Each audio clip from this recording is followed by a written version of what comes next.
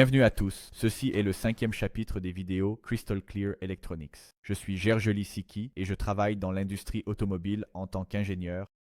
Dans les 6 parties suivantes, nous discuterons du chapitre sur la loi d'Ohm des multimètres dans le curriculum de Crystal Clear Electronics. Le 5e chapitre a été écrit par Peter Nagy, qui résume les connaissances les plus importantes sur les multimètres, la mesure de la tension, du courant et de la résistance. Ce sujet sera présenté par M. Belladani, que vous avez déjà rencontré dans le 2e chapitre lors de la révision de la physique de base. Oui, bonjour à tous de ma part aussi. Dans la première vidéo, nous parlerons du multimètre. Commençons par ce qu'est exactement le multimètre. Le mot lui-même vient de 2 mots latins, multi et mete. Le mot multi signifie beaucoup, plus, divers. Le mot mètre vient du mot latin metrum, dont la signification originale est mesure. Le nom de l'appareil suggère donc que nous parlons d'un dispositif de mesure adapté à la mesure d'une large gamme de quantités. En réalité, nous sommes proches de la vérité, avec la limitation que nous sommes limités à la mesure des grandeurs électriques. Quelles peuvent être ces grandeurs? Dans le cas le plus simple, elles peuvent être la tension, la résistance et le courant. Les noms des instruments intégrés qui les mesurent sont voltmètre, ohmmètre, ampèremètre. Les anciens multimètres analogiques étaient capables de mesurer à peu près ces grandeurs. Pourraient être mesurés avec les anciens multimètres analogiques. Ces fonctionnalités ont été ajoutées aux appareils de mesure numérique modernes avec des capacités supplémentaires. Mesure de la capacité des condensateurs, mesure de la fréquence du signal, mesure de l'inductance des bobines, testeur de diodes ou de transistors en circuit ouvert, ou éventuellement thermomètre.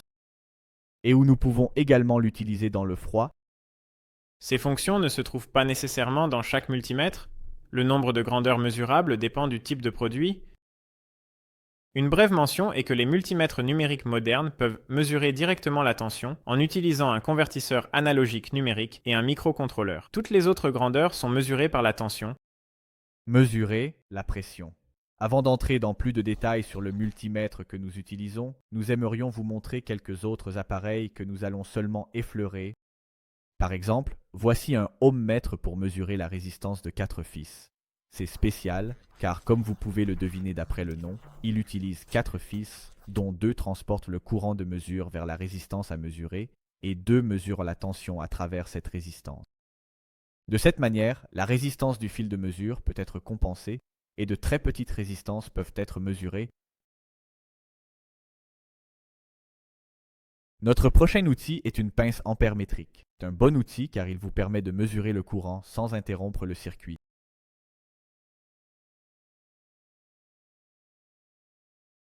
Notre 3e et dernier outil est un mégommètre, que Bella va vous montrer dans un instant.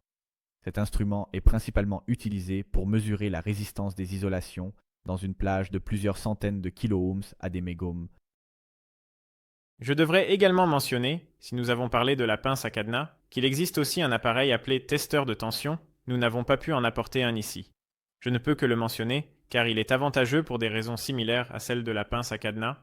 Grâce à lui, nous pouvons mesurer la tension et essentiellement tester le système sans le toucher. Afin que nous puissions réellement inspecter le système sans aucun contact. Passons maintenant au multimètre que vous rencontrerez dans le matériel écrit. Nous vous recommandons également de vous familiariser avec la conception générale et le câblage correct de votre propre appareil avant de commencer à l'utiliser. Et connexion appropriée. C'est essentiel pour l'utilisation sécurisée de votre appareil.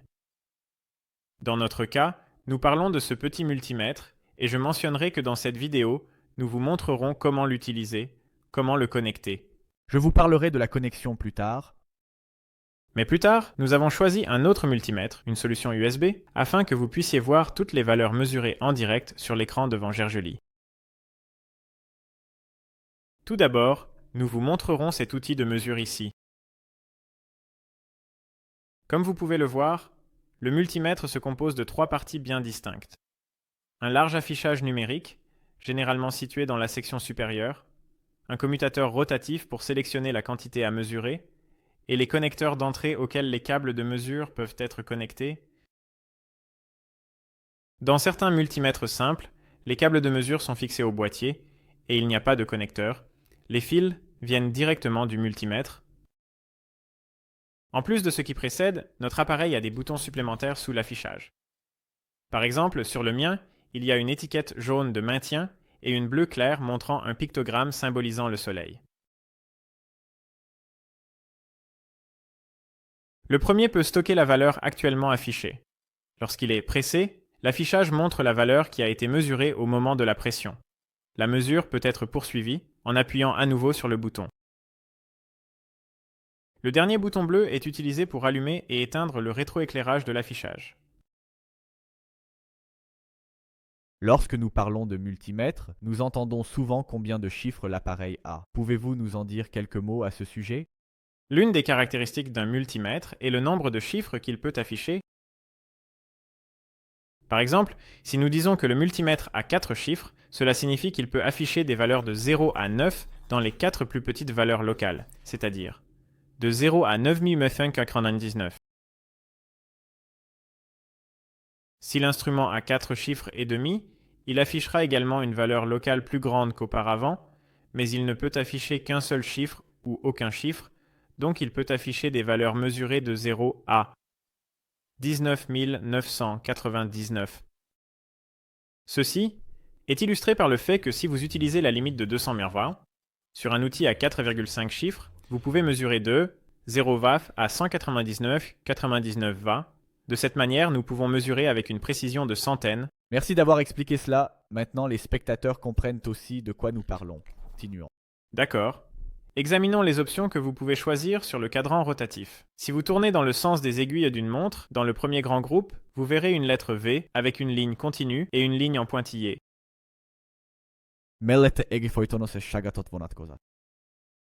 Avec ce réglage, la tension peut être mesurée dans des circuits CC. Les différents chiffres se réfèrent à la limite de mesure qui, sur ce multimètre, est la suivante. 200 millivolts, 2000 millivolts, 20 volts, 200 volts et 250 volts. L'instrument affiche toujours la quantité mesurée dans une unité de mesure correspondant à la limite de mesure donnée. Si la limite de mesure est de 2000 mMh, alors nous mesurons tout en MV. Sur le cadran rotatif, le groupe suivant est les options de mesure de la tension alternative. La tension alternative est principalement destinée aux systèmes haute puissance tels que les prises de courant de 230 Va domicile. Les tensions alternatives supérieures à 50 volts peuvent être dangereuses pour notre vie. Nous ne devrions pas effectuer de telles mesures seuls, sans la supervision d'un expert. Ce sujet ne sera pas abordé ici, car le programme concerne principalement les circuits CC. Dans la position suivante, nous voyons un symbole de diode et un signal indiquant un signal acoustique. Dans cette position, les circuits ouverts peuvent être déterminés et la tension directe des composants semi-conducteurs, comme les diodes et les transistors, peut être mesurée. Vous pouvez en lire davantage dans les sections suivantes. À la position suivante, nous voyons une soi-disant onde carrée et une étiquette de sortie. Dans ce cas, le multimètre fonctionne comme un générateur d'ondes carrées de 50 Hz, par exemple lors des tests et des réparations d'appareils audio. Ensuite, au prochain grand groupe, nous voyons une lettre A et la même ligne continue et en pointillé qu'auparavant pour la mesure en courant continu. Avec ces réglages, nous pouvons mesurer le courant continu dans différents circuits de 2000 microampères à 10 ampères. Il est important de ne pas utiliser ces positions sur le cadran rotatif tant que nous n'avons pas lu la section sur la mesure du courant, car nous risquons d'endommager notre instrument de mesure. Dans les multimètres utilisés dans des environnements haute tension, il est courant que l'interrupteur rotatif verrouille les bornes, de sorte que si le fil est connecté à la mauvaise entrée, le cadran ne peut pas être tourné, et si le fil n'est pas encore connecté, tourner le cadran n'ouvre que la fenêtre de l'entrée correspondante, le reste étant couvert par une plaque. Enfin, le dernier grand groupe que nous découvrons est les options de mesure de résistance que représente le grand oméga. Ici, les limites de mesure vont de 200 ohms à 200 mégaohms. J'espère que vous êtes maintenant familiarisé avec votre propre outil. Maintenant, regardons ensemble comment connecter un multimètre. Tout d'abord, connectez les câbles de mesure aux bornes d'entrée appropriées. Retour au bon sous-titre COM. Le terme COM ici fait référence au mot commun, qui signifie point commun, dans ce cas le sol, le point 0. Cela sera le point de référence pour nos mesures. Si nous ne recevons pas d'autres instructions, le câble rouge doit toujours être connecté au milieu, où nous voyons V, oméga, M, A. Nous voyons une surface ohm milliampère. Le marquage nous aide, car il indique si nous voulons mesurer la tension, la résistance ou le courant. Notez que certains multimètres ont un connecteur uniquement pour la mesure de la tension et de la résistance, et un autre connecteur uniquement pour la mesure du courant. Cette vidéo est une œuvre de fiction. Toute ressemblance est fortuite. Par exemple, mon instrument a également une entrée marquée 10 à max. Cette méthode protège l'appareil, ce qui rend plus difficile d'endommager accidentellement le multimètre. Cela sera décrit plus en détail dans la section de mesure actuelle. Il convient de noter que le choix de la couleur des câbles provient uniquement de la pratique habituelle.